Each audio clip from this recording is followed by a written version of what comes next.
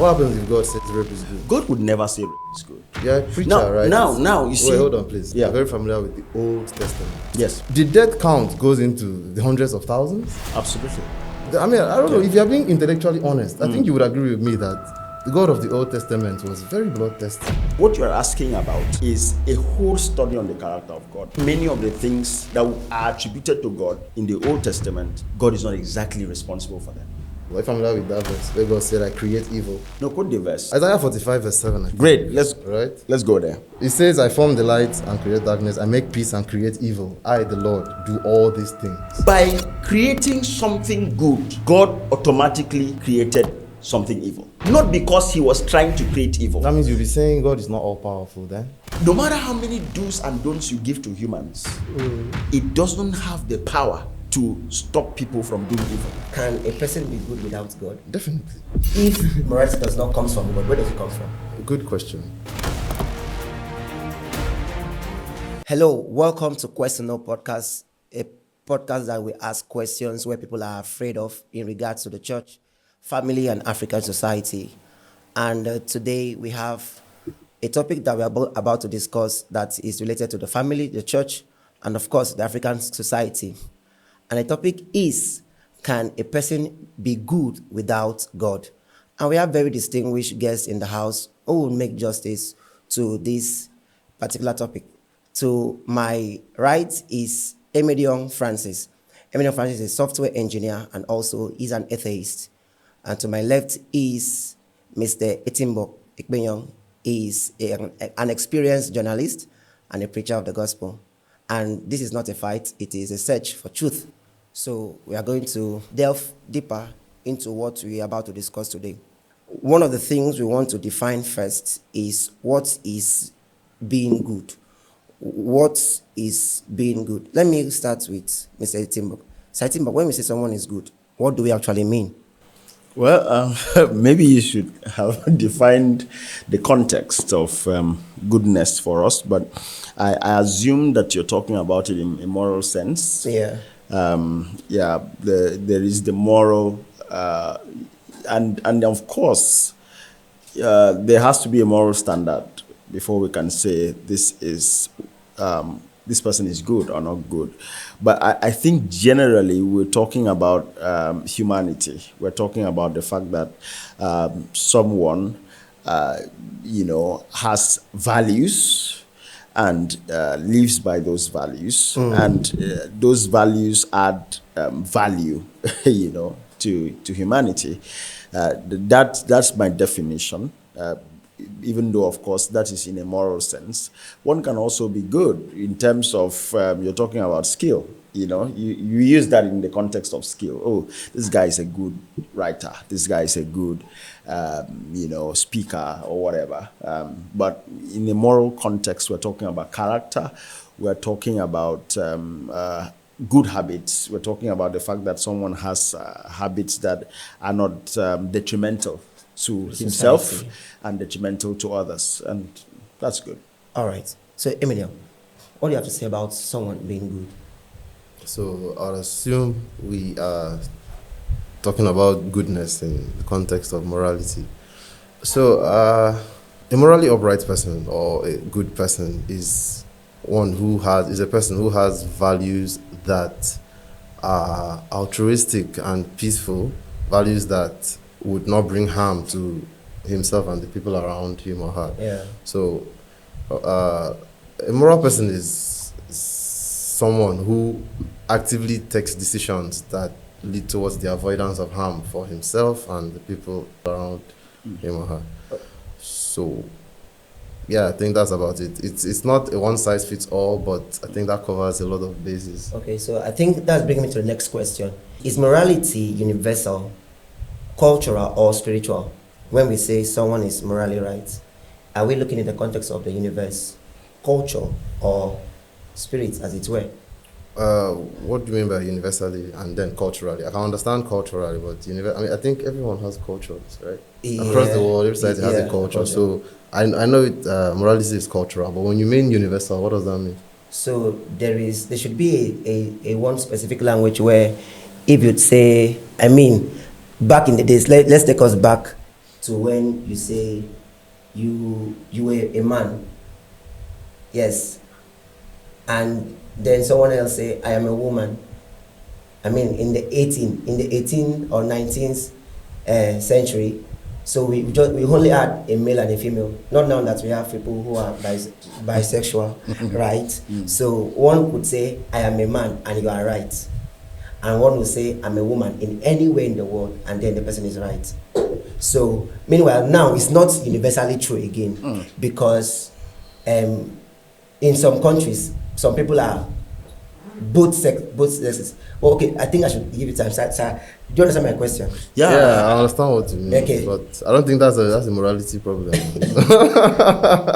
I don't think that's a morality issue. So I think what you mean is there one universal moral standard? Yeah. Okay. And you see, that's where, well, maybe I can also start to talk about the topic. Okay. The issue of God. The question is whether there is an objective way of defining morality. There's an objective standard. Or it's subjective. Because I've heard people say things like, oh, well, that's good for me. It may not be good for you. Or that's okay by me. It may not be okay by you. Or as long as it doesn't, I don't have issues with it. So it depends on the perspective you're looking at it from. I'm a Christian, and because I'm a Christian, and the Christian values have influenced to a large extent my perception of life. Of course, they should, because I have a biblical worldview, and by that I mean I see the world through the lens of Scripture. I don't know of any other person. I don't know of people who are not Christians. But I do know that for Christians, there is the universal aspect of morality. There is a universal standard, and that standard is based on what God says is right. Okay, so that makes it quite difficult to define good when you take God out of the picture, because if we take God, I'm not even saying God in the context of Christianity now, but I'm saying God in the context of a supreme being. Yeah. If there is no supreme being that defines good or evil, then it becomes a subjective decision. Okay? The moment I say there is no God, or I say, now, even if my whatever I consider to be God is not the God of the Bible, or what the God of the Christians, or maybe Muslims also, whatever. But the moment you take out the factor of a supreme being, then the definition of morality becomes subjective. Okay? Because that means when I say something is moral, or something is good, or a lifestyle is good, I'm only defining it by what I consider to be okay. Because I am not subject to any being above myself. And that's why, I think this is pretty complicated many times when we are asking about whether there's a universal standard. For me as a Christian, there's a universal standard, and that standard is whatever God says is good for me. The Bible says that all good and all perfect gifts come from above. Whatever God says is not good, it's not good for me. So I allow God to define what my values should be. And then, that's it for me. But then there's also the cultural. You were asking about cultural. Yeah. There's also the cultural aspect. There is upbringing. There is what my parents told me while growing up. Okay, for instance, I have two sisters, and my sisters have never, I don't know whether they do it now, but I've never seen my sisters on trousers, okay? I've never seen my sisters make up, never seen them wear earrings and all that. Okay. And that's not because they're Christian. That's because of upbringing. And I say that for myself as well. I've never tasted alcohol all my life. That's not because I'm a Christian.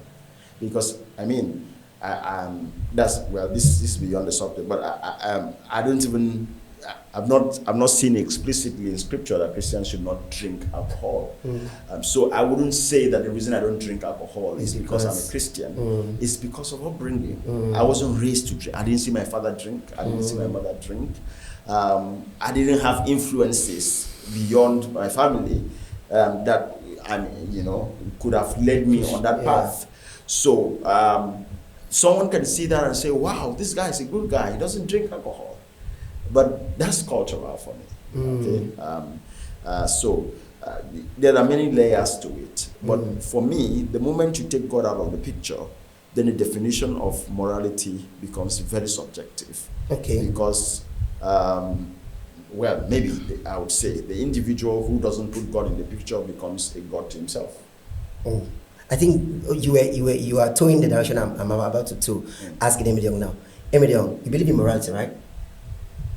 What do you mean by you believe in morality? Like, I know it to be a thing. A thing, okay. Okay, so if morality does not come from God, comes from God, where does it come from? Good question. Yeah. So, the thought that if you remove a supreme being from the equation, then you don't have the world will go to hell, right? The world would become something else. Yeah. It's not completely unfounded for people that do believe in supreme beings, right? But in the secular world, right, for those of us that do not believe in supreme beings, I can only speak for myself. Okay. But morality is both subjective and objective, right? Okay. So objective in the sense that it is necessary for the flourishing of a social species, right? Humans are not the only animals that show empathy, right? Show some form of altruism. We have bats that regurgitate their blood to take care of their sick, even at their own detriment, right? We have monkeys that tend to their injured. We have other animals that engage in altruistic traits that, I mean, you wouldn't say they believe in some sort of deity or God, right? But the thing is, they are social species, right? They are animals that thrive by being together. So by virtue of being together, by virtue of thriving around other individuals, we need to have some social contracts, some things that we know that is good for all of us. Because if we are 10 in a group and we all look out for each other, we stand a better chance of surviving as opposed to a group that is broken apart, right? So long before we came to the scene, right? Long before we, anatomically modern humans, came to the scene, we've had proto-humans, we've had humans before us that we have evidence, like the Neanderthals, for instance, we have evidence that they had complex society, right? They engaged in so they made beads out of seashell, hung it around their neck. They made some sort of artwork. They knew how to use fire. They buried their dead in a ceremonial manner of some sort, right? So, I don't know if you would say, I mean, Yahweh is a Middle Eastern deity, right? So, Yahweh is a Middle Eastern deity. So, you wouldn't call them religious, in as much as they may have done some things. I think religiosity is a core part of social species, right? The fact that we see things we cannot explain, and it's the best answer we can come up with the little information we have, right? But we'll get back to that. So with the subject of morality. So social species, right? Species that are social, that they need each other to thrive, they have to develop some sort of system that allows them thrive. So it is objective in the sense that it was necessary for social species to thrive, and it is subjective in the sense that it differs across cultures, right? So, would you consider, let's say you take over a community, right? You go to your neighboring, let's say you were a warrior, you go to the neighboring village, you pillage their lands, steal their things. Would you want to rape their women? I'm guessing not, right? Because you're in the modern times. But I think 14th century, that was okay, right? You know, the morality of then was, things like that were the norm. So morality keeps evolving, it keeps shifting. But one thing that is fixed across board is that morality has to do with the avoidance of harm for the greater good, for the majority of people, right? So we have some philosophies like utilitarianism, consequentialism, whereby we have to do what is better for everyone as opposed to one single person. So we could tax the extra wealthy to make healthcare affordable to everybody, and that's a good move in as much as the wealthy have to, part with their money a little bit. But for the rest of us, is a good move. We'll call that a good thing, right? So morality is both subjective and objective, and I do not think it comes from a supreme being, and I'll tell you why. Okay, so before you continue, let me ask you this also: can a person be good without God? Definitely. How? Because God is not necessary to be good. I mean, it's like asking if a monkey can exhibit good traits without God. I mean, so as far as we know, they don't have God. But as far as we also know, they do exhibit altruistic traits. They do good things, right? So you do not believe that God exists? Yeah, I don't. Okay, so it's not even about the Christian God. I don't believe in deity. Generally, I understand. So let's assume that it does not exist. Will killing people be wrong if as it does not exist in your world? I know it may sound strange, but killing people wrong. I mean, you don't have rights, right? It's one of the social contracts we created to allow us thrive. Right to life, right to vote. Who told you have a right to life? If you go into the jungle, a lion doesn't know that, right? It's things we invent to allow us thrive. So please let me interrupt a little. Okay. Before we go too far, he just talked about morality being objective and subjective, and I was listening for the definition of the objective. Yeah. And I get to realize that even what you call objective is still subjective. How so? You gave the example of rape.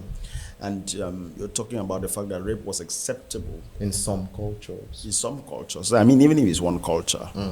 And then now it seems to be not acceptable. No, it's not as if it's not acceptable. It has just toned down. Yeah, but and you know why? And you know why it has toned down? It has toned down because still humans in those cultures where it is not accepted have come to believe civilization contrary, even if civilization influenced that belief, but they have come to believe contrary to what they believed before, that this is not right. Yeah. So as long as laws are made by humans, it's still a subjective thing. Okay. Now, for instance, you see how we were arguing about the Electoral Act the other time. Before the eventual passage of that bill into law and all of that, there's debate. And if you listen to different perspectives, it looks like everyone has a point. Right, yeah. Looks like everyone has a point. At the end of the day, for altruistic purposes, we still take the perspective that we feel will give the best the best good for most of us, because of course it can't even be all of us, but for most of us, that is still a subjective thing. As long as it is an opinion that eventually resulted in whatever we call law, it is a subjective decision. Definitely. All right? Definitely. Now, the only way morality can be called objective is when I don't have a say on what I call good. I don't know what I'm saying. It's not about my perspective. I may not even like what you're saying. I may not even like the standard, but that's the standard. Are you understanding me? That's why I'm saying that for us to say that morality is objective, there has to be a figure at the center of defining morality that is not human. Okay. That is not me and you. There has to be a supreme being beyond us. Okay. That says so that it's not about what I think. It's not about what you think. It's about what is right and what is wrong. If there is no independent standard, independent of us, then it's still a subjective decision. It's still a subjective opinion. It may become law. That's why laws are subject to review. Because whatever opinion was the predominant opinion at the time maybe we now know better. Maybe like you talked about civilization. Maybe globalization and civilization has given us a different perspective, and so over time it gets reviewed. What I'm basically saying is that for me as a Christian, and I say it because I am a Christian. I've never been a Muslim. I've never been anything else, and so I don't know what obtains elsewhere. But for me as a Christian, if you leave morality to its subjective stuff, there are a lot of things. I mean, I would be a very helpless human being. That's what you think. No, I know. But so. it's okay. Round up. Let me respond. I know that I'll be very helpless. This is why I know so. Because I don't know about any other. Well, I know about humans because I've related with humans all my life. I know that humans are inherently selfish. Mm-hmm. Humans are inherently selfish. I don't even want to say sinful, because I mean, for my brother, sin may mean something else. Okay, sin is defined within the context of religion, so it's a religious terminology. So let's take that out of the picture. But humans are inherently selfish. Humans are inherently disposed to look out for themselves, mm-hmm. and not for another person. Mm-hmm. Inherently. Mm-hmm. So if there was no. But sorry, would you say that humans are only predisposed to look out for themselves and not another person?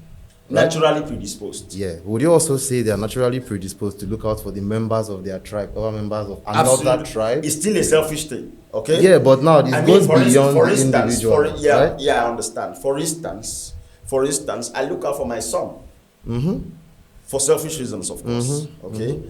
And that's the beautiful thing about God. Sorry. That you don't have to tell me sorry. That's the beautiful thing about God. I was just talking with a friend the other day. I said, God is so smart that he placed all of us in families, such that even when your father is not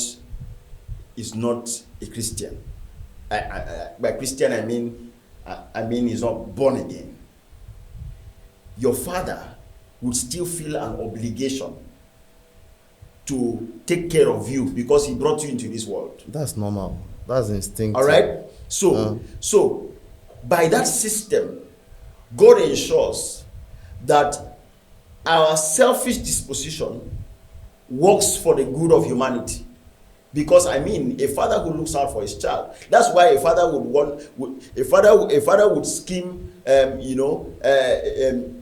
Wike would scheme for his son to go to House of Reps, Mm-hmm. and not another person. Mm-hmm. If that other person was his son, he would still be scheming for that person and not the other person. Mm-hmm. Is selfishness, but that selfishness helps another human being because of the direct blood connection that they have. Because of the direct benefits you would reap by helping your kin. It's not even about the blood. No, that benefit may not even be material. I never said it should be. Yeah, It's that a benefit may just be the fulfillment that I brought, the joy that comes, the pride that comes from the father saying, "That's my son." So what would you say about Right? fathers that do not take care of their sons? What happened there? Was there something wrong with the... That's a misnomer. That's not the natural disposition. Okay, that's not the natural disposition. The natural disposition is for parents to look out for their children. That's why it's such homes are called dysfunctional. They are called dysfunctional because under normal circumstances, a person who takes responsibility that I fathered this child will be naturally disposed to look out for that child. So, but my point is this. Now, morality is great, whether it's subjective or objective. But my point is this, that if we're defining morality by what systems men put in place for the benefit, common good, then it's not subjective. It's not men put in place. It's humans. It's humans. I think it's humans. I think it's bringing us. If you are done, let me... Yeah. I think it's bringing us. Why should anyone obey moral rules if there is no ultimate accountability? Good. So before we move away, let's... Okay. You said there's some things I would like to go over. Great. All right. So, like I said, morality is objective in the sense that social species have to develop something that looks like it so that they thrive. Meaning, across all social species, you would find something that looks like what you do and call morality, because it helps them thrive, because they are social species by definition. They thrive by being around one another, right? And it is subjective in the sense that across different groups of these species, you find certain things that these ones do and these ones do not do. So, but at the core of it, it comes down to the avoidance of harm. I wouldn't want to kill you because I know what that would feel like. I wouldn't want to hurt you because I know what that would feel like. So I will not do unto you what I would not want you to do unto me, right? So that's the basic principle for avoidance of harm. So the objectivity, it seems the objectivity is the problem here because you want to assign it to an entity, right? But let's leave morality. Let's pivot to something else. For instance, let's talk about problem solving and innovation. You would agree with me that to innovate, right, to be innovative, to solve problems, to create something, to solve problems, you need to go through some series of steps. Whether you go to the moon or you go to Mars, there are some series of things. You can't just go to the moon and sit down and expect stuff to be favorable. You come to the moon, you figure out the problems that are on the moon. You get to work about solving them. In that context, problem solving is an objective necessity for innovation and development, right? But it doesn't have to be assigned to any entity. But I understand, you're religious, right? So let's come back to the fact that you think morality has to be tied to a supreme being. So there's this popular question, right? Is something good because God says it is good? Or does God say something is good because that thing is good? Right? So if something is good because God says it is good, that means morality is arbitrary. Morality is very subjective to whatever God says. So if God says stand up and kill everybody in this room, that's good because God commands it. But if something is good, if God says something is good because it is good, then that means morality exists outside of God. Not necessarily. Not necessarily. Hold on. I think I need to repeat myself. Yeah, I've heard you. Are you sure? I've heard you. Because that wouldn't be a valid response. No, let me explain my response. Okay. Now, you're saying, is something good because God says so? Or does God say so because it's good? And then you're saying, if God says so because it's good, it means it exists independent of God. It means morality, good things exist independent of God. And then why I'm saying not necessarily is we need to factor in the origin of whatever you're talking about. Which is what? Now, what am I talking about? I'm saying whatever. This is a hypothetical thing. Now you can fit it into anything. But I gave names to things. So you said you're saying if it's something good. You didn't mention what's okay. You mean that's something? Yes, I'm saying that's something. Okay. Yeah. Whatever it is, you need to factor in the origin. When you say origin, if I made this phone, and I say that this phone is good, because it is good, it does not be. It's not good because I say so, but because it's good. And what is good? I mean, if I made this phone, and this phone is now, I'm defining good now as something that is functional. Okay. This phone is good. Is that the only metric, just functionality? No, I'm talking about my context because I will not say phone is good in terms of morality now. Maybe you should stop using phone as an example, right? Okay, what can I use an example? Maybe an act of some sort. An act. Murder, strangulation, something that, just keep a device. Because anybody can make a device. Yeah. So God made man. Okay. Now, I'm coming there. God made man. And then God says, don't forget that every manufacturer defines how best to use this product. Not so? So, like the manufacturer of this phone would tell you, it's not good to put this phone in water. All right? And so in the context of man, God makes man and then says that it's not, when God says, for instance, that it's not good for man to be alone. You're calling man as social species. Not just us, yeah. But I'm saying that even fits into the definition of man as a social species. That God says it's not good for man to be alone. When God says that, God is not just saying it. It's not His saying it that makes it not good. is the fact that by the very nature of this product was not wired to exist in isolation. Okay. And so God is stating a fact. Okay. It's not he's saying it that makes it so. And even though it's not he's saying it that makes it so, he's still the one who makes it so, because he's the creator of the product. So I don't know what I'm saying. So I'm trying to see how this comes back to morality. So that means that you cannot even still say that what he has said exists independent of him, because he is the originator of that product. And if he lays claim to the product as the manufacturer, then he still can lay claim to how that product should function. So whatever is said about that product, you cannot say it's independent of him. That's what I'm saying. The only way you can say that morality, that is the morality in human relationships, the only way you can say it exists independent of God is if you don't believe that God is the creator of man. Definitely. Exactly. I believe that God is the creator of man. Which one? Yahweh? Let's not, before we go there, I believe that God is the creator of man. Which is Yahweh. And because right? God, I'm coming. Because God is the creator of man, God is an authority in telling me how best man is wired to operate. He's an authority because he's the manufacturer. I mean, if I don't trust the manufacturer of this phone to tell me how this phone should work, I don't know who I should trust. Okay?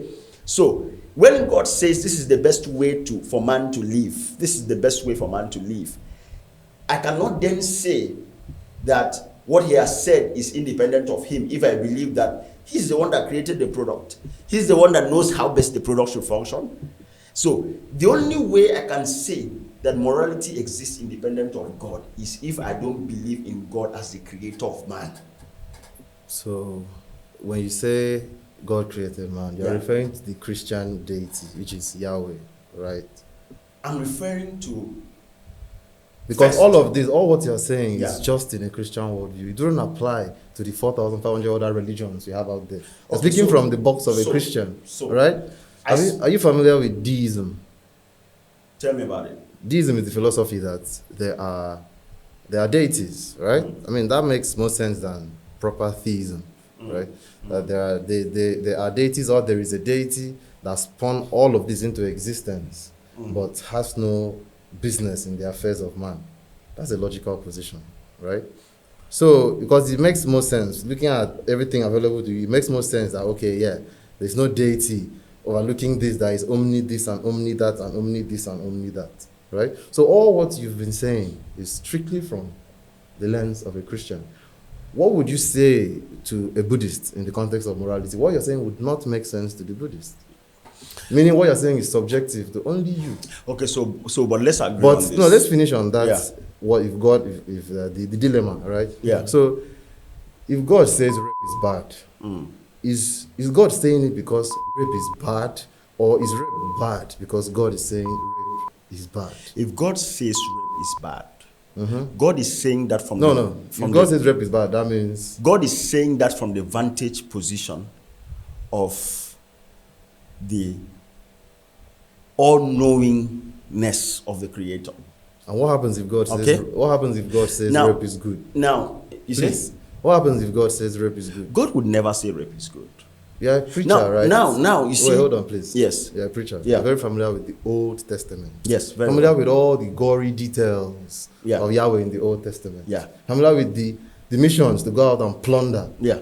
So why would you say? You see, well, maybe we would have another session for this, because indeed, if I want to answer that question, I can take us out of the context of morality and all of that. You don't need to leave. You can summarize it in 2 minutes. Okay, so when you understand Scripture, you understand that the nature of God, the character of God is consistent. Okay? You understand that the character of God... But is it consistent? Very consistent. God in the Old Testament. That's why I'm saying that New Testament. That we would need... God was very bloodthirsty in the Old Testament. Is that the case in the New Testament? That's why I'm saying... What are you saying? That we would need We don't another need session. another session. No, I've said. You said God's the character behavior of God is consistent. But very is it- consistent. But simple question. That's Please. this is no. Just answer the simple question. Yeah. It's a yes or no. If God's character is consistent, Yes. if this guy is consistent, and let's say he's a thief, Yeah. means in the next 2 years he'll still be a thief. Absolutely. Because he's consistent in character. Absolutely. So, looking at God's vile acts Jesus, in the Old Jesus. Testament. Now. Hold on now. Yeah. Please, let me finish. Thank you. Looking at God's vile acts in the Old Testament, why are those vile acts not present in the New Testament if God is consistent? Or maybe it could even be that, you know how serial killers commit atrocities and then go into a cool-off period, then come back again. I mean, that's consistent with serial killers. They wreak havoc, the rest. Well, you see, when you say are asking God's a question, character I'm is coming. consistent. No, right? no, we can still come back for that session. You're asking a question that a yes and no cannot answer. Effectively, But 2 minutes, 2 minutes, 2 sentences can wrap it up. effectively answer. Because what you're asking about is a whole study on the character of God. And when you understand the character of God, you would very much understand that even many of the things that are attributed to God in the Old Testament are not exactly, God is not exactly responsible for them. Are you familiar with the verse where God says he forms light, he forms darkness, he creates evil? Are you familiar with that verse where God said, I create evil? Yeah, preacher, you should be. No, quote the verse. Let's go there. But you really don't know the verse? No, quote the verse. Let's go But there. do you know the verse? No, quote the verse now. No, if you're referring us to a verse, you should quote it. So it would. Isaiah 45 verse 7. I think. Great. Right? Let's go there. All right. Isaiah 45 verse 7. All right, guys. So while my amazing guests are trying to open the scripture, I know you would have enjoyed this session too now. So I want to ask 2 questions our audience would answer on the comment section. One is that, is religion helping or harming our society? Please, you want to help us in the comment section. Is religion helping or harming our society? Secondly, can family raise moral children without religion? Is it possible that families can raise moral children without religion? So let's go back We're to coming to all of that. Isaiah. Right? Hopefully. Isaiah what? 45 verse 7. Okay. King James version, please. Yeah, it's King James I'm opening. You know, you have our versions that are watered down and the grammar is adjusted. Is it what you- No, what may be the wrong thing, but the grammar is adjusted to not be so intense. Okay. Let's have the King James, right?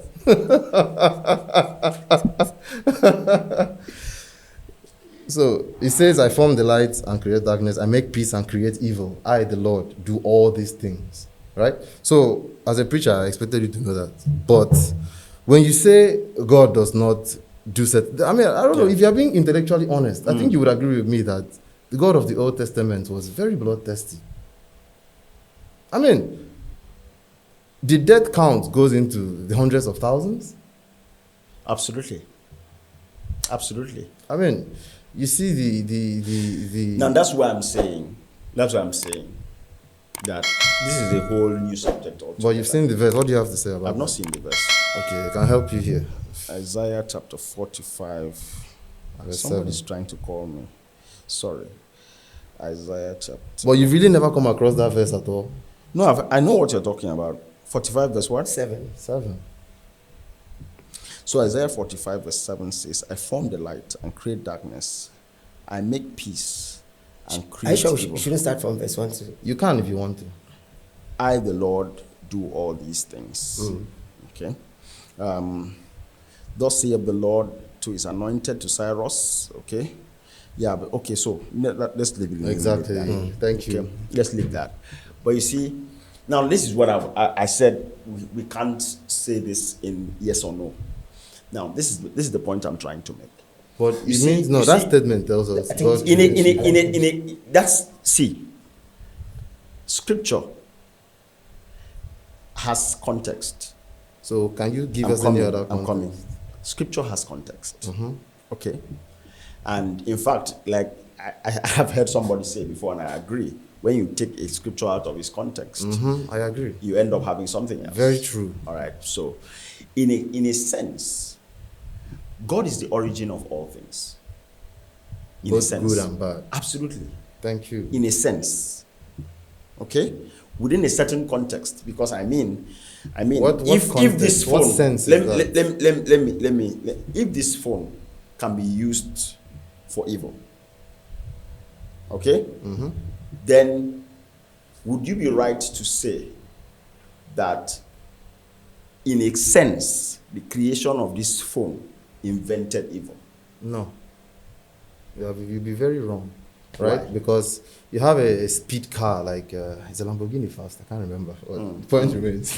You have a speed car, right? The car was invented for one purpose, to drive very fast. So it's just a tool. The car does what it does, drives fast. The difference is in the hands of who is driving it. Exactly. In the hands of a responsible father, he can take his dying wife or his wife that has entered labor to the hospital in a few minutes. Yeah. In the hands of a reckless youth, he can wreck his life and the life of others. Yeah. That has nothing to do with the person that created the car. The car is just a car. Just like you've heard, guns don't kill people. People with guns kill people. Absolutely. Now, so So you answered my question. now you cannot blame the creator of the car Exactly. for the bad things the car can do. Exactly. Because the creator of the car does not have omni qualities. The creator of the car is limited. He's a Homo sapien that is making do with what he has available. But if the creator of a car, have you seen things that were created for good banned? can you give an example? E.g., there are countries that have shut down. I think it's Australia is one of them. Shut down what? That have not allowed people to use the social media to a certain All social media platforms at a certain age. Yeah. That's okay. Social media was not created for children. Russia just banned Meta. Social media was not created for Now, children. so why are they banning it? Because of the human beings that use it. Brings us back to the point. Exactly. A car was created to just be Exactly. fast. Now, so ideally, that's a good thing. What is a good thing? The social media is a good Product, thing. But from the standpoint of the creator, from the standpoint of the inventors of the social media, it's a good thing. But the owners, When you say good thing, the users, no, it's a good thing. It was now, created to achieve a goal, which was communication which across is the good. globe. Which is good. You can call it good, you can call it no, bad. but you know that it can be regulated. You know that even Meta can decide what they allow on their platform. That's a proprietary business decision. And There are they other refuse, platforms and they that don't refuse restrict to. their No, I'm coming. platforms, yeah? And they refuse to. For instance, You refuse to what? Sorry, I'm lost. I'm saying that, like Twitter. Twitter allows some level of nudity. Some level know of that? what? Nudity. Yeah, that's, yes. And it's the very reason why some countries frown at children using it. And it's not like it's absolute. It's not like the Twitter is helpless about that. Right? They're not. Twitter can decide to. Okay, we want to stop allowing nude content. Yeah, they can. Yeah, they They can, can. if they want to. Now, that's the example I was citing when you said you cannot. I said social media, for instance, can be used for evil. And you said, no, you cannot attribute that to the inventors. And I'm like, Yeah, you won't blame the inventors. no, but the inventors know what they're doing. The inventors. You know, theoretically speaking, Yes. I can use this phone to actually kill you. No, I'm citing a specific example.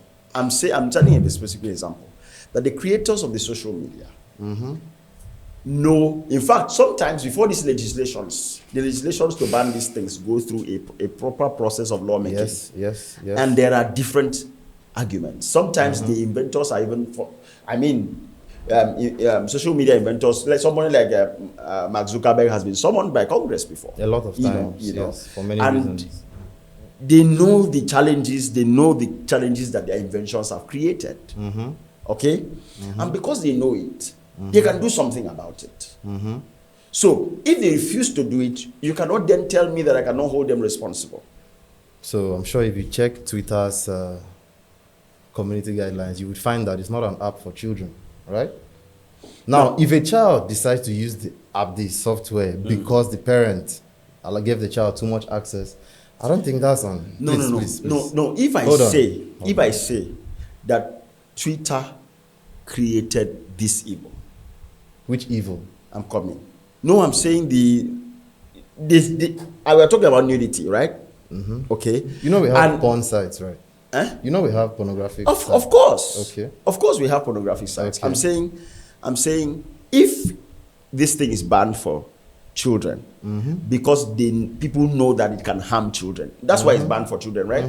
People know that it can harm children. Yes. Now, can we be right to say that the creators of this thing created something that can be harmful to children, even though they had good intentions? They created something that was, so now we have hold on. Yeah. We have unintended side effect of things, right? Exactly. You create a scissors to cut paper. We are getting but there. The scissors can act like a knife. Absolutely. Right? To poke things. Absolutely. That was not the intention. No, whether Hold it's on. intention or Hold not, on. whether it's intention or not, Hold on. why it is banned for children is because that harm exists.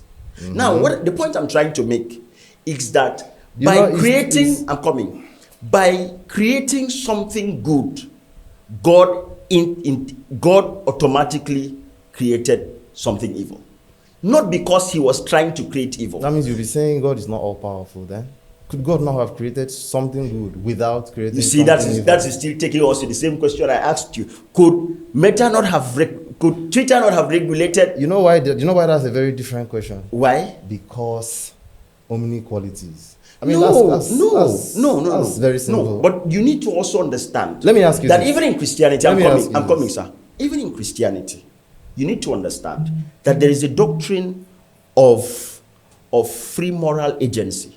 That God did not create robots.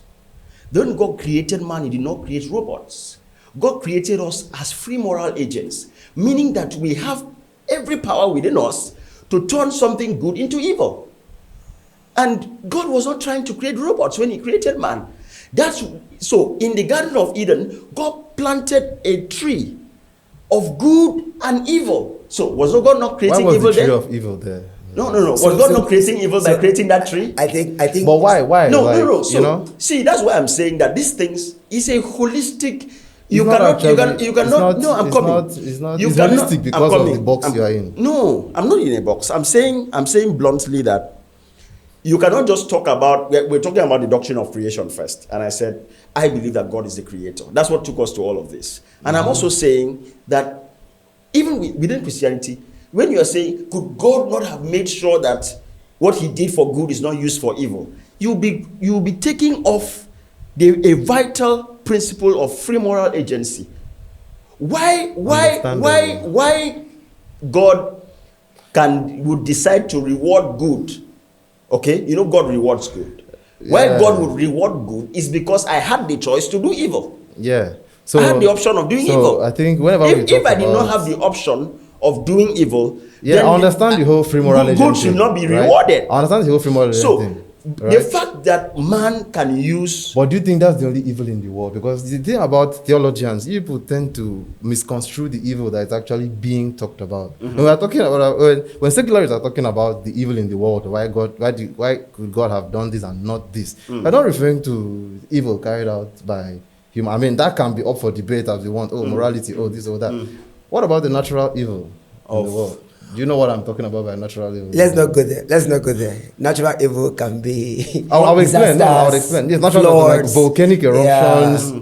All right. So hailstorms, tsunamis. No, let me bring. No, I can answer that. Let me answer, please. Let him Okay. answer. You see, we live in a broken world. Now, see, it's difficult for me to communicate this to someone who, well, I'm sure you know the Bible because you just cited the scripture. I definitely do. Great. So there is, the doctrine of the fall. I do. And it doesn't Great. make sense to me. So that's the problem. So is it logical, No, but- right? Because God is Now, omni. So we live, sin brought great devastation to Did God creation. know that sin would come? I'm coming. Sin brought great devastation to How creation. did the sin come about? So, because we live now, you see, there are questions that we ask, and it looks like we want to put God in a box. We want to say, if you're God, this is how you are supposed to behave. No, You that's know? not it. God is God. More like if you are attributed All right? these qualities, Now, so this is how you are supposed we live to in a behave. broken world, and you need to understand that we live in a broken world. How did the world come to And break? because we live in a broken world, natural disasters would happen. How did the world come to break? Jesus said, in this world you will have tribulation. He said that himself. But how did the world come to break? I think well, down this line, you understand where we are. You see, that's what I'm saying. You're bringing up issues that I'm willing to talk about them, but within the time frame of this conversation, they are not yes or no. The answers are not yes or no. So the thing is, Okay, do you think God is omniscient? Absolutely. Thank you. Do you think God is omnipotent? Absolutely. Thank you. Do you think God is omnibenevolent? God is omnipresent. Not Omnibenevolent. Omnibenevolent. Yeah. I would say so. I mean, God is always God good. is all loving, no? God is always that's what good. Omnibenevolent. Yeah, that's what I'm saying. Loving. Yeah, it's good too. I'm saying God is always good. So I believe in that. Thank you. Yeah. So now you've answered me definitively that God is this, Yeah. that. Yeah. So we're good. We're good. Good? No, I No, have no, no, something. no. Okay, just punch this last, and then I take the lead. Okay. You're a parent, right? Yeah, I'm a parent of two lovely kids. You're not even omni, right? You don't have all those omni qualities, but at least you're always present for your kids, right? Yeah. You love your kids, you know stuff about them. Yeah. And what's the other one? Potent. You're powerful enough to keep them out of harm's way as much as you can, right? So supposing one sunny morning, you're in the kitchen, your wife went out, you're in the kitchen making food, your kids are playing out in the backyard, and you have security cameras installed around the house. Yeah.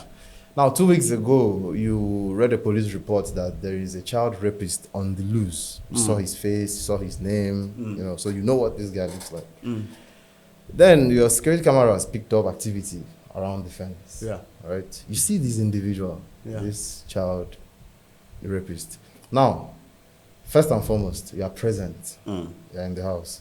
Second, you have the knowledge of what's about to happen. This guy is about coming into my compound. And third, you love your children, right? And in terms of potency, let's say you have a shotgun in the cupboard. You know that if you take out this shotgun and go out there, you have the power to stop that guy from raping your child. Absolutely. Would you do it? Would you go out and stop him from raping your child? I'll do everything to protect my child. Good. So if you do not do it, what can be said of you as a father?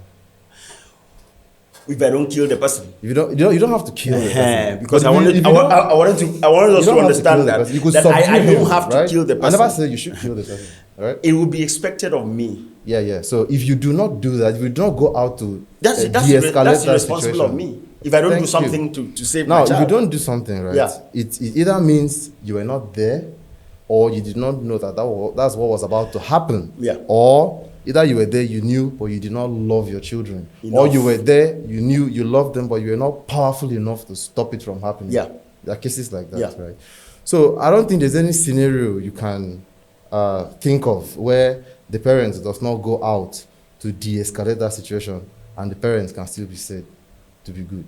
I know you've talked about stuff like free will, because you may want to make the argument that, that guy, that rapist, is acting on his own free will because God gave all of us free wills. But does it really make sense that one man's free will would affect another child's peace of mind? But that's why I don't like talking about the evil done by humans. I'm talking about things like, look at malaria for one. Malaria kills, you know how many people malaria kills in a year? I know. Right. Kills What causes malaria? It's mosquito bites. Okay, there's a pathogen. The mosquito I is know, also a victim of Yeah. infection. So, why does that pathogen exist? Okay, Right? That's derailing us from the theme. Please, So you see why all your omni and this, it doesn't make sense to you. Interestingly, right? I don't know whether you saw it, but interestingly, Yeah. I posted just 3 days ago that all things God created was very good. And then in particular, I wrote, including mosquito. Do you know that for a fact? I know that for a fact. Okay, That's what I'm saying. When you say, it's beyond the scope. When you say mosquitoes were good, what do you mean? No. Let's not go there. Yeah. Let's not go there. If we want that conversation, we can have that Yes, conversation. I am can have available Yeah, for the conversation. All right, so let's turn the mic back to Emilio to answer this question. I think we've touched the question once, and then we And you came snap back, out right? of it. Yeah. Yes. I mean, there's a lot of them. Why should anyone obey moral rules if there is no ultimate accountability? Okay, so good. For example, dad is in the house, and dad came and said nobody should come back 10, and then we are going back early because dad said so.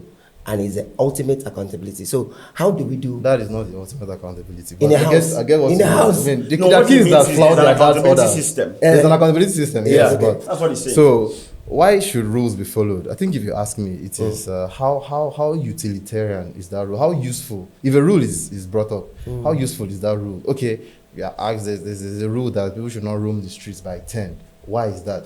Okay, there's an animal on the loose, there's something on the loose. That makes sense, right?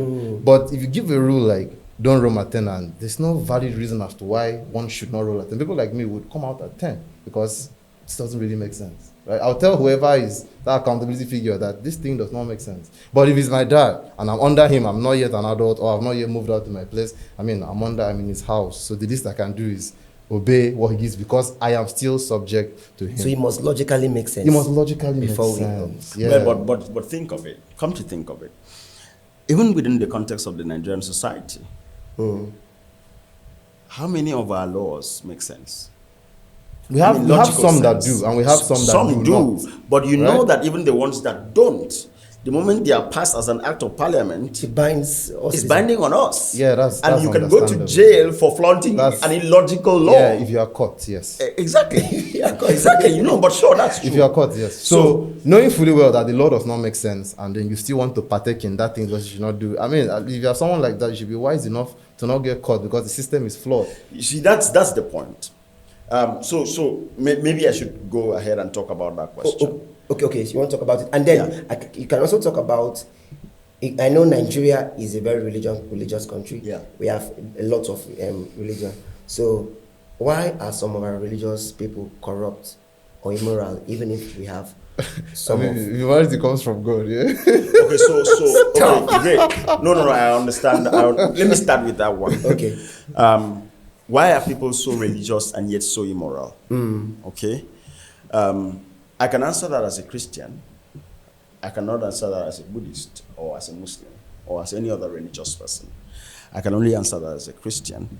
And my answer would be that unlike most other religions, Christianity is transformative in its message.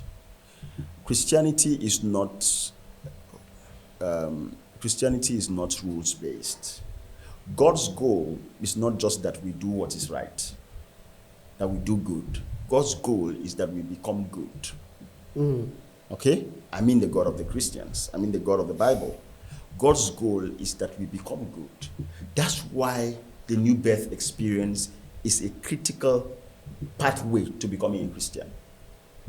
Okay? That someone must have an encounter with Jesus that is transformative.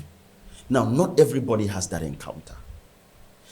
And even those who say they do may not really have that encounter. People who claim they do. Yeah, may not really have that encounter. Because, like I said, humans are naturally predisposed to selfishness. So, no matter how many, of course, Nigeria has laws and also has prisons. Because the Nigerian government knows that laws will be broken. That's why prisons exist. And the prisons bodies are voted, there are people employed to work there. Because the laws are subjective. They know that the laws will be broken. They know it, even as they are making the laws.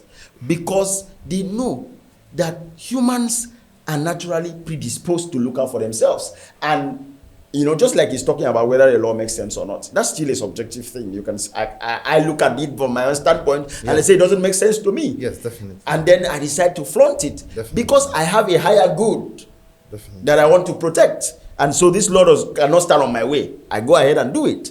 So, no matter how many do's and don'ts you give to humans, it doesn't have the power to stop people from doing evil. Doesn't. Morality does not. Morality, see, laws tell you what is good or right. Laws don't empower you to do what is good. Oh, yeah. They don't. Yeah, they don't, yes. Okay? So, for people to be able to do good, they have to be empowered to do good.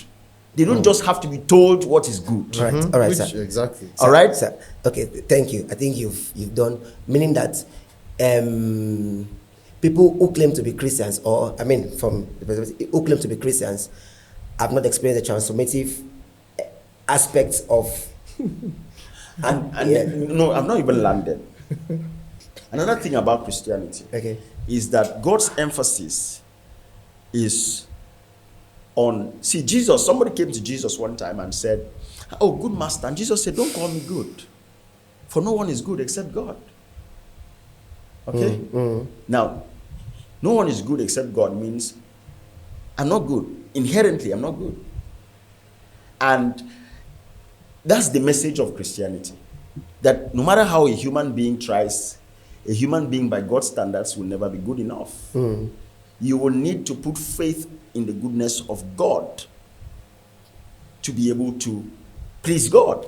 All right. Okay? All right. So that's where Christianity is significantly different from many other religions that just tell you this is the right thing to do, and then you are expected Which to do other the right religion thing. are you familiar with? Other than religion? That's what I'm saying. I'm talking like a Christian. Don't go there. Okay? But you said you just made a claim that other religions tell you do this, don't do this, as if you know. So which ones maybe, do you know? I don't want to make any claim No, of let's- knowing let's- anything. let's not go there. Yeah, withdraw I'm that staying, claim because okay, you so don't know. I withdraw that. I'm staying Yeah, within you my don't know. comfort zone, which is the Christianity that I know. So my point is this. Yeah. My point is this: that Christianity is not a system of morality. Even though, of course, when Christ has transformed a person, that person is going to ultimately become good. Good. But that's not the real goal. The ultimate goal is not to make you good. The ultimate goal. I think what you just said now Yeah. is bringing me to the next question for a medium. Okay. What is the bedrock of being good? Bedrock. What is the foundation that can sponsor? Because you Good values. If good values are instilled in you, then you would most definitely be a good. so Which you, brings you don't think it has something to do with spirituality? Nah, not at all. If it did, right? I mean, the Bible Belt in the United States of America, Louisiana, Alabama, that's where we have the highest crime rates, the highest violence. But the irreligious areas, they have low crime rates and a high level of peace. Do you think they're just making money because of that? Sorry? Don't you think they're just making money because of What their does that mean? Who is making money? the printing press, where they print the I'm Bible? not sure I follow. Like, oh, you mean Yes. like making money to print the Bible? How does that? I don't think you're on the same thing. Now, see, that's one place I agree with him.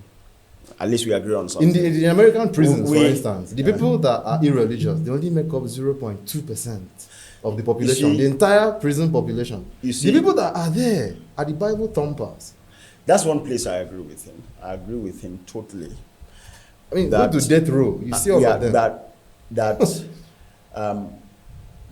people can be morally upright even when they don't know God. They don't even believe in God. Sustainable enough. Very, very sustainable. Morality in itself can even be, the pursuit of morality can be a religion in itself. It can be a religion. When you say pursuit of morality, what do you mean? I mean, It's not as if it's someone actively pursued. some- It's just no, no, something no, no. understood. Someone can believe so much in morality that he worships it. He What worships. does worshipping it mean? He worships the very ideal of doing good. Like, it's When the, you say worship, what do you mean? I mean that it becomes the all in all for him. I mean, just like combing your hair every morning. Are you worshipping your hair by keeping it neat? Combing your hair. So I think the word worship is what The is- what is because is I'm, what I'm, is- I'm No, a bit confused. no. He's deciding to be confused. I've clearly made my points clear. okay. See, if something, no, he's deciding to be confused. Why do you now. think I'm deciding to be I'm sure I've made it. It's a very simple What do you mean thing. by someone worships morality? You've not explained it in clear terms. No, what does meaning- it mean for a person Okay, to so worship morality? If I say that, You've made it clear to yourself. if I say that I worship God, what do I mean? I mean, that would be, are you asking me for yourself? You're the one saying you worship No, God. I want to understand So your if if your it's- understanding good, of I'll worship first, thank so you. that I If can you say you worship redefine God, it. right? If you say you worship God, Yes. I would know that you pay, you pray to this deity, you revere this deity, you do certain things to gain the favor of this deity. That's what I understand by worship. So when you say you not worship to gain morality, not to gain favor necessarily. I it can doesn't have to worship be favor. without gaining You favor, don't- it without doesn't- wanting to gain but when favor. you pray see- to this deity, you see- right?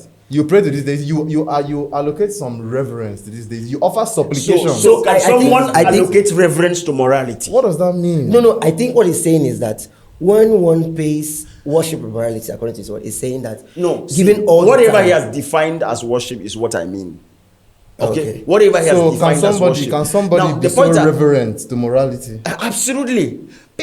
So, Like, what does that mean? No, do people worship Just stones? cite a scenario. They do do. people Yes, worship people stones? do. There are people that do. People worship.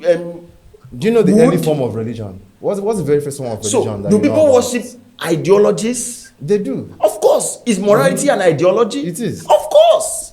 So, But hold on. But when you say people can worship morality, People can worship anything, including morality. people can worship anything. Anything, Yeah. But when you say they including worship morality. morality, what do you mean? Like what how? Okay, if people worship I stone, am they bow to the saying, stone. I am saying. No, they bow to the stone, right? I am They worship saying- the stone. But I when am they- saying- Okay, I am how would saying- someone that worships morality behave? How would a person who worships morality behave? Now, can you just cite? Do you know that there's something the Bible calls self-righteousness? Now, what the Bible means by self-righteousness, one of the ways it manifests is the fact that this person is obsessed with doing the right thing. He's obsessed to the point that you can even say that he worships the idea of doing the right thing. that right thing we're talking about is a problem? No, but I'm No, just in I'm just whatever trying to context explain that to person- you that what I person mean mean. by worshiping morality. Yes. Someone can be Well, that's not so morality, obsessed. no. I mean, And do Do you know it Adolf makes- Hitler? sometimes you know Adolf Hitler, right? now it can get so bad that when, of course, humans would always make mistakes. So we want to round off when they right make now. mistakes, they cannot forgive themselves because of how obsessed they are with the idea of doing, making sure that people can also be obsessed with. I've seen people that I think that's being a disciplined person. You cannot say this person is worshiping. So- morality. so- point I'm making I is think- this. I think- No, the point I'm making is this. Let's even leave all that. I believe that I've made my point clear. But the point I'm making is this: that I agree that morality can be an ideal independent of God. Sustainable one. Sustainably. Okay. Sustainably. Yeah, we That's both agree why on that. in God's eye, the God of the Bible, it is faith in Jesus that makes you saved, not how well you live. So you mean someone could live a very good life, like a very morally upright life, And be an unbeliever. and not get saved? Absolutely. Absolutely. Is that All right. Absolutely. Is that fair? All right. that a fair thing? Okay, so now, thank you, amazing listeners. I mean, this is a lot. We have to schedule for another session of this. Seriously. Thank you. So I'll just give my guest 1 minute to say something to our audience. Can Okay. a person be good without God? Is it possible to be good without God? All right, let's start with Mr. Emilio. So just talk to our audience and then, okay, just in 2 minutes, leave Mr. Etimbo. Just tell us. 2 minutes. Okay, 1 minute, please. Yeah. A person can. I mean, people are certainly good without God. We have a lot of societies that are irreligious, and they have the lowest crime rates. Sweden, Japan. No, you name it. The society with the highest number of irreligious people are the societies with the lowest crime index, and there's a reason there. Because there is rationality behind the way they live. They don't do that because a certain book says they should do this or do that. They do that because they understand that if we do this, we can do this, and this will be good for us. And that's a rational way to go, not because a book says do this, then you do it, right? So good question. So I'm going to answer it in two ways. One, someone can be good without God because morality can be achieved without spirituality. Okay? I've stated that clearly. Morality can be achieved without spirituality. And so it's possible for one to be good without God. However, As your two. however, humans are naturally selfish. Humans are naturally sinful. And because of that, the real question we should be asking is, should someone be good without God? Should that be your ideal? Should that be your goal? I think the question should be, do you need God? Okay. Yeah, do you need God? That's the question. Yeah, the real God? question should be, do you need God? Do you need God? Not whether morality can be achieved without God. I've said it clearly that morality can be achieved without God, and achieving morality is not the ultimate end of Christianity. The real question should be, do we need God? And maybe that's another conversation you should set off. The real question, according to my guest, is do you need God? So I'll allow you answer that question. My God, I'm bubbling with so many things in my mind now, and I know that you are doing the same. Thank you for joining us and staying tuned till now. Don't forget, Question is on Instagram, on Facebook, on Spotify, on TikTok, and across all social media handles. Please get this this podcast, listen to it, share it with friends, and one day we'll be glad you did. Thank you for now. Don't forget, we question the norm, and we challenge the status quo. So bye for now.